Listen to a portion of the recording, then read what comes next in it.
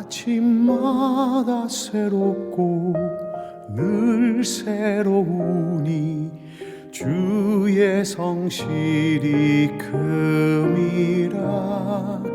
성실하신 주님.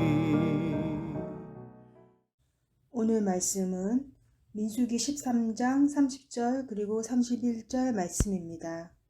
갈렙이 모세 앞에서 백성을 조용하게 하고 이르되 우리가 곧 올라가서 그 땅을 취하자 능히 이기리라 하나 그와 함께 올라갔던 사람들은 이르되 우리는 능히 올라가서 그 백성을 치지 못하리라. 그들은 우리보다 강하니라 하고. 아멘. 사랑하는 여러분, 좋은 아침입니다. 우리는 계속해서 민수기 13장과 14장의 말씀을 오늘과 내일에 걸쳐서 묵상하고자 합니다.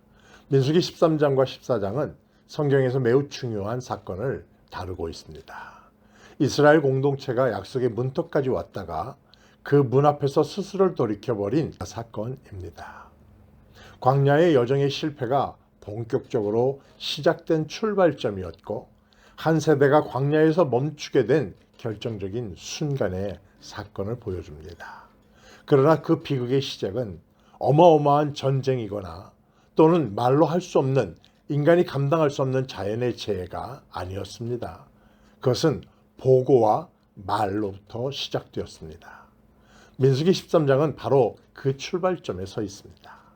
같은 땅을 보고 같은 현실을 경험했지만 전혀 다른 보고가 되었습니다. 정탐꾼 12은 똑같이 가나안에 들어갔고 똑같이 포도와 성읍과 거인을 보았습니다. 현실은 하나였지만 그들의 해석은 완전히 달랐습니다. 광야 학교에서 하나님이 시험하시는 것은 상황 자체가 아니라 그 상황을 어떻게 보고 어떻게 말하는가입니다. 민수기 13장은 가데스 바네아의 비극이 어떻게 시작되었는지를 우리에게 잘 보여주고 있습니다. 정탐꾼들의 보고는 이렇게 시작합니다. 과연 당신이 보내신 땅에 이르렀으니 과연 젖과 꿀이 흐르는 땅이더이다. 여기까지는 모두 동의할 수 있는 사실이었습니다. 땅은 좋았고 열매는 풍성했습니다. 문제는 그 다음의 말입니다.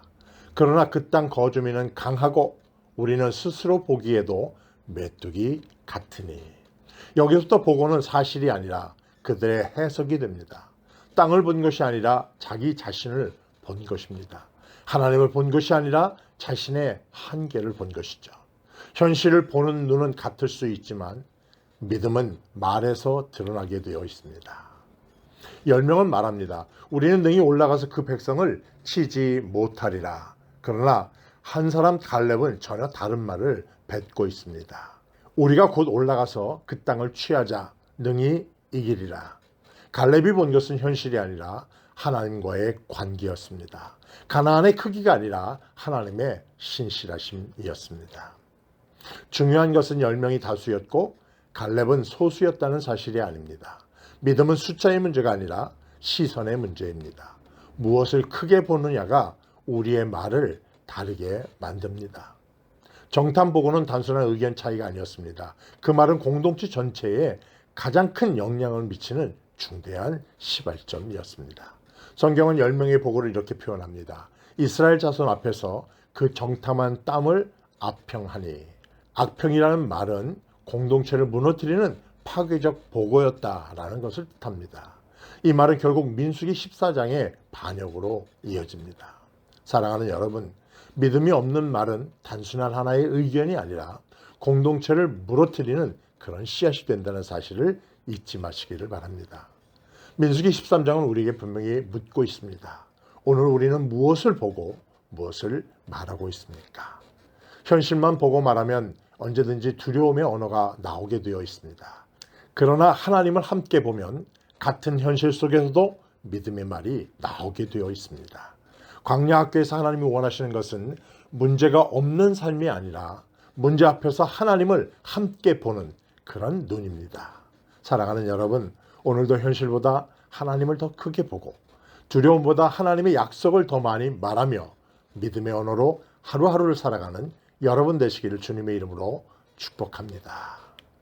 오늘 하루도 하나님의 말씀을 마음에 새기며 아래와 같이 기도하며 승리하는 삶을 사세요. 현실보다 하나님을 더 크게 보는 믿음 주옵소서.